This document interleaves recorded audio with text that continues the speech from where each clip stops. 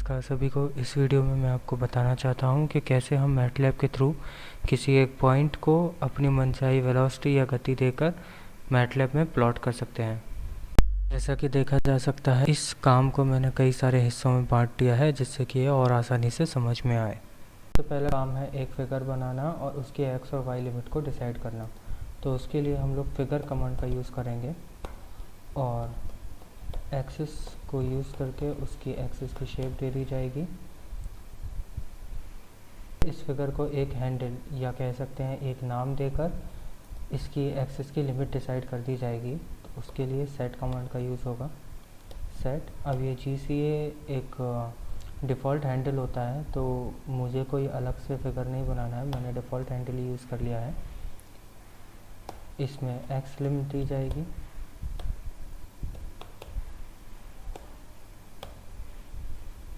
जिसको मैं देना चाहूँगा 0 to 10, और इसी तरह से y की लिमिट, y कहाँ से कहाँ तक होगा वो दी जाएगी, वो भी मैं 0 से 10 तक दूँगा।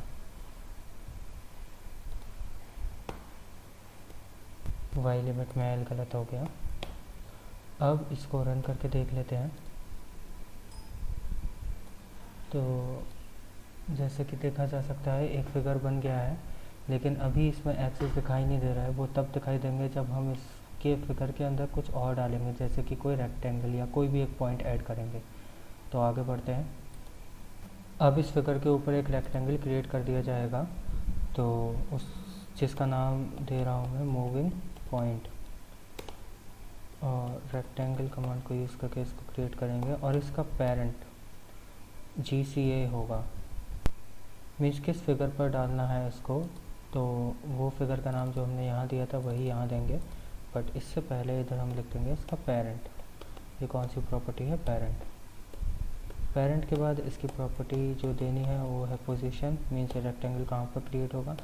उसके लिए एक एरे देनी होगी, जिस एरे में 4 एलिमेंट्स होंगे, जिसमें पहले 2 तो होंगे उसकी पोजीशन, तो जैसे मैं देता हूँ 5,5 पे। दूसरे 2 होंगे उसका साइज़, यानी कि लेंथ ऑफ रेक्टेंगल और विड्थ ऑफ रेक्टेंगल। फिर उसके बाद जो प्रॉपर्टी दी जाएगी उसका नाम है कर्वेचर, और इसमें एक एरे दी जाएगी 2 एलिमेंट की, जो कि होगा कि कॉर्नरिंग कैसी होगी रेक्टेंगल में। तो मैं इस रेक्टेंगल को ऐसी कॉर्नरिंग दूंगा जिससे कि ये एक सर्कल की तरह दिखने लगे। यहाँ तक होने के बाद इसको रन करके देख लेते हैं। तो रन किया, लेकिन अभी भी रेक्टेंगल नहीं दिख रहा। तो उसका कारण ये है कि इधर मैंने एक्सिस की स्पेलिंग गलत दे दी थी, इसको AX देना है पहली चीज़। तो अब चला कर देखते हैं। तो अब अगर देखा जाए तो ये जो रेक्टेंगल था वो स्क्वायर सर्कल जैसा तो बन गया है, लेकिन जो हमारी पोजीशन जहाँ पर मैंने इसको देना चाहा था 5,5 उससे काफ़ी दूर लग रहा है। वो इसीलिए कि 5,5 पॉइंट के बाद एक रेक्टेंगल बनना शुरू हुआ इस तरह से, जिसकी लेंथ थी 1 और विड्थ थी 1, इसीलिए 5 से थोड़ा खिसक गया है।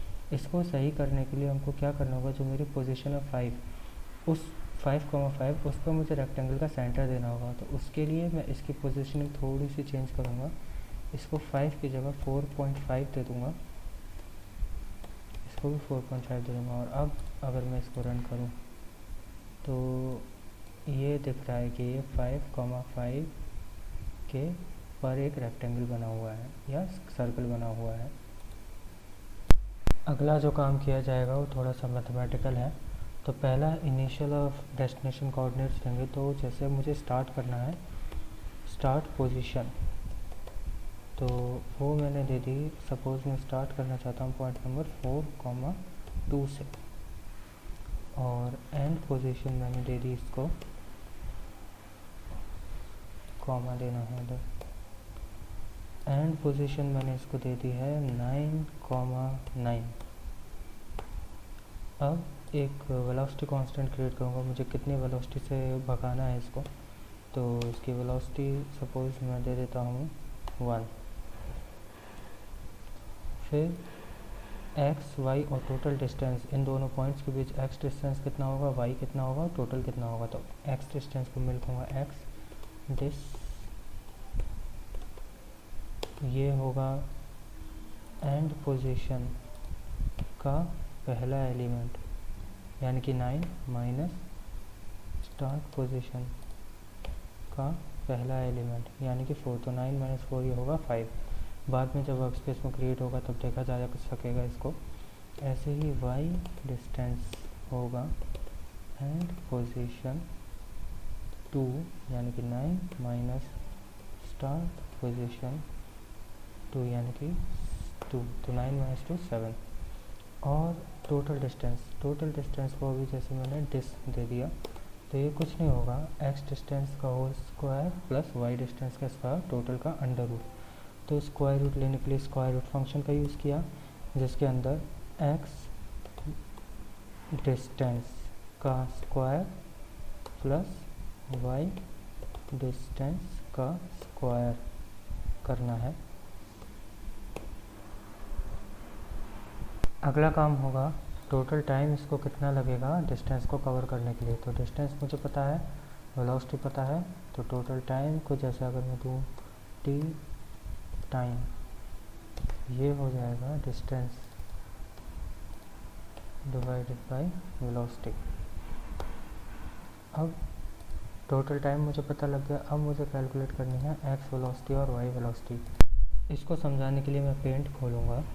तो अगर हम पेंट में जाएँ तो सपोज़ ये एक पॉइंट है और ये दूसरा पॉइंट है,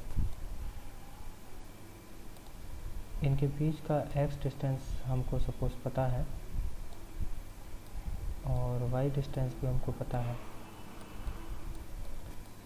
और इसकी जो इस लाइन में वेलोसिटी है वो वेलोसिटी हमको पता है। अब मुझे चाहिए कि x में इसकी वेलोसिटी कितनी होगी। तो बेसिक मैथमेटिक्स से अगर मैं इसको कैलकुलेट करूं, तो अगर ये v है तो ये वेलोसिटी होगी v cos थीटा। थीटा होता है base divided by hypotenuse. Hypotenuse है टोटल डिस्टेंस, बेस है x डिस्टेंस, परपेंडिकुलर है y डिस्टेंस। तो इधर x वेलोसिटी कैलकुलेट करी जा सकेगी, वो ऐसे आएगी total velocity multiplied by base divided by multiplied by x distance divide by total distance. ऐसे ही y वेलोसिटी होगी total velocity into y distance divided by total distance. अगला काम है टाइमलाइन बनाना, यानी कि टाइम का एक वेक्टर बनाना कि किस किस पॉइंट पर मुझे इसकी पोजीशन को कैप्चर करना है, यानी कि उसमें चलता हुआ दिखाना है। तो उसके लिए मैं एक वेक्टर जैसे t बनाता हूँ। टाइम स्टार्ट होगा 1 सेकंड से, हर एक 0.5 सेकंड के बाद मैं इसकी पोजीशन देखूँगा, और कब तक देखूँगा, जब तक का इसका टोटल टाइम ऑफ ट्रेवल है। तो ये टाइम वेक्टर बन गया। अब जो इंटरमीडिएट पॉइंट यानी कि स्टार्ट और एंड पॉइंट के बीच में जो भी पॉइंट आ रहे हैं, उन पॉइंट्स की कोऑर्डिनेट्स क्या होंगे। तो उसका x कोऑर्डिनेट निकालने के लिए मैं एक वेक्टर बनाऊंगा x। तो सबसे पहला x कोऑर्डिनेट जो मेरा है वो है स्टार्ट पोजीशन का पहला एलिमेंट। अब इसके बाद इसमें जैसे जैसे टाइम बढ़ेगा, इस x कोऑर्डिनेट में कुछ कुछ वैल्यू ऐड होती जाएगी, तो मुझे हर एक इंटरमीडिएट पॉइंट मिलता जाएगा। तो जैसे कि टाइम मेरी एक एरे है, अब इस एरे में अगर मैं x वेलोसिटी का मल्टीप्लाई कर दूं, तो ये भी एक एरे बन जाएगी, एक ऐसी एरे बन जाएगी जिसमें total distance travelled in each time interval, यानी कि एक टाइम इंटरवल यानी कि 0.5 सेकंड में कितना डिस्टेंस ट्रेवल हुआ, वो एक एरे बन जाएगी। तो यानी कि अगर x वेलोसिटी मेरी है 0.5, x वेलोसिटी है अगर 1 मीटर पर सेकंड, और टाइम है 1, 1.5, 2, 2.5, 3 इस तरह से, तो एक वेक्टर मेरे पास आ जाएगा x वेलोसिटी इंटू t का मल्टीप्लाई करने के बाद, जो कि होगा कुछ ऐसा कि 1, 1.5, 2, 2.5। अगर उसको मैं स्टार्ट पोजीशन 1 यानी कि 4 में ऐड करूँगा, तो मेरे पास एक वेक्टर आ जाएगा जो कि होगा 4 प्लस 1 यानी कि 5, 4 प्लस 1.5, 5.5, 4 प्लस 2, 6, 4 प्लस 2.5, 6.5। इस तरह से सारे इंटरमीडिएट पॉइंट स्टार्ट पॉइंट से लेकर के एंड पॉइंट तक मेरे पास आ जाएंगे। इसी तरह से मैं y कोऑर्डिनेट के सारे जितने भी इंटरमीडिएट पॉइंट हैं उनका y कोऑर्डिनेट निकाल लूँगा। तो उसके लिए स्टार्ट पोजीशन 2, क्योंकि स्टार्ट पोजीशन 2 ही अपना स्टार्टिंग का y कोऑर्डिनेट है, plus y velocity into t। तो अब अगला काम होगा, ये जो x और y कोऑर्डिनेट निकाले हैं इनको मिलाकर सारे इंटरमीडिएट पॉइंट बनाना। तो वो बहुत ईजी है, उसके लिए मैं एक नाम देता हूँ ट्रेजेक्टरी, और ये हो जाएगा x सेमीकोलन y। इससे ट्रेजेक्टरी की पहली रो में x के सारे कोऑर्डिनेट आ जाएंगे और दूसरी रो में y के सारे कोऑर्डिनेट आ जाएंगे। अब अगला काम है एक लूप बनाना।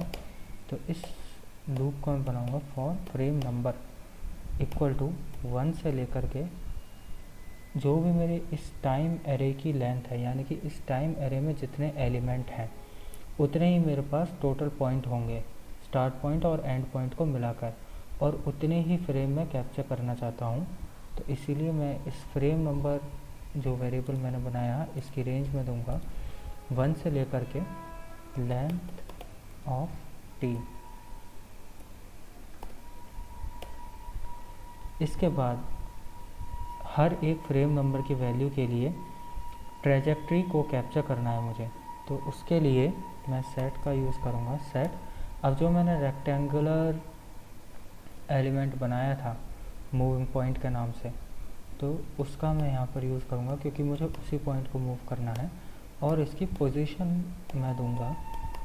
तो इसकी पोजीशन जैसे कि पहले बताया था 4 एलिमेंट्स आते हैं इसमें, तो अब इसकी पोजीशन तो मुझे करना है हर एक नंबर के लिए जो भी इसका x कोऑर्डिनेट है और y कोऑर्डिनेट है, और जो इसका मुझे साइज़ देना है। तो x कोऑर्डिनेट क्या होगा, ट्रेजेक्टरी का फर्स्ट रो, और कॉलम कौन सा, फ्रेम नंबर, जौन सा भी एलिमेंट मैं कैप्चर करना चाह रहा हूँ वो वाला। इसी तरह से y कोऑर्डिनेट होगा ट्रेजेक्टरी 2, फ्रेम नंबर। इसके बाद मैं इसका साइज़ दे दूँगा। तो साइज़ मैं थोड़ा सा छोटा रखना चाहता हूँ, जैसे साइज़ मैं दिया 1,1। इसके बाद कुछ नहीं करना, बस इन सारे फ्रेम्स को कैप्चर करना है कैट फ्रेम कमांड को यूज़ करके।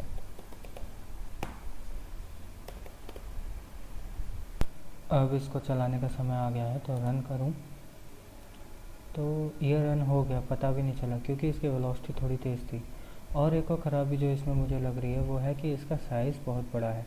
और एक और ख़राबी जो मुझे लग रही है वो ये है कि मैं इसे 9,9 तक चलाना चाहता था, पर ये दोबारा से वही प्रॉब्लम आ रही है जो मूविंग पॉइंट डिसाइड पहली बार बनाते समय आई थी। तो इन सबको मैं सही करूँगा। सही करने के लिए सबसे पहले तो मैं इसका साइज़ छोटा करना चाहता हूँ। इसका साइज़ जैसे मैंने किया 0.25।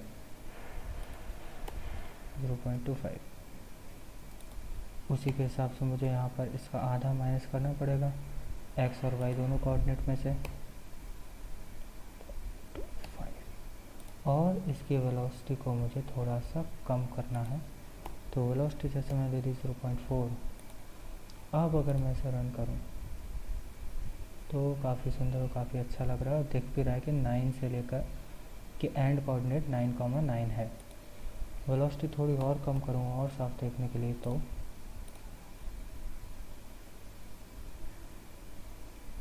और इस तरह से हम किसी भी पॉइंट को मैटलैब में मूव कर सकते हैं एक स्ट्रेट लाइन में हमारी डिफाइंड वेलोसिटी के साथ, जो भी हम वेलोसिटी चाहते हैं उस वेलोसिटी के साथ। और इसी के साथ ये वीडियो ख़त्म होगा।